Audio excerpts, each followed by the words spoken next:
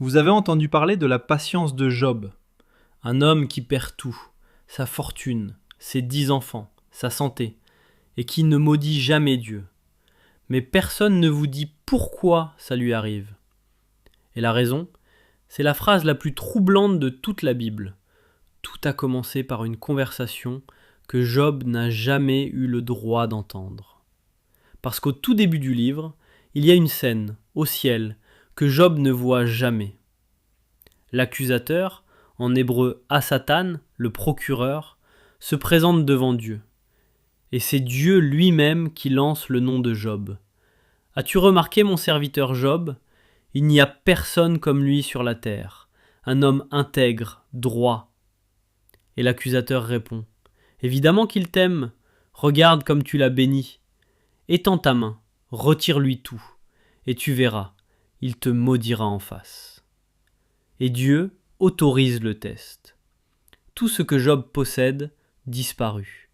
Ses troupeaux, ses serviteurs, ses 10 enfants, en un seul jour.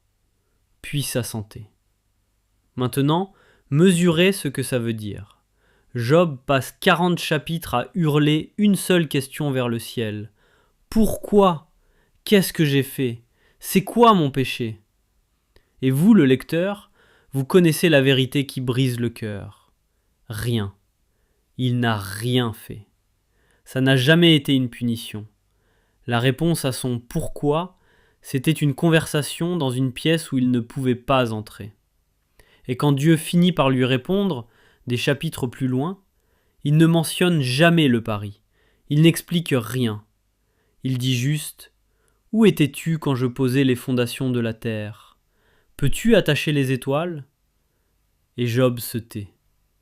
La réponse à la souffrance, c'est que le tableau est plus grand que ce que tu peux voir. Et ça, les amis, c'est ce qu'on ne vous prêche jamais. La souffrance de Job n'était pas de sa faute.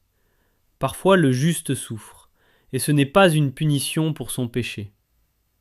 Alors quand on vous dira que votre douleur, c'est parce que vous avez mal agi, ou que vous manquez de foi, souvenez-vous de l'homme que Dieu lui-même a appelé intègre, qui a tout perdu, et qui n'a jamais su pourquoi. La vraie question, si même le meilleur a souffert sans avoir rien fait, votre douleur est-elle vraiment la punition que vous croyez ?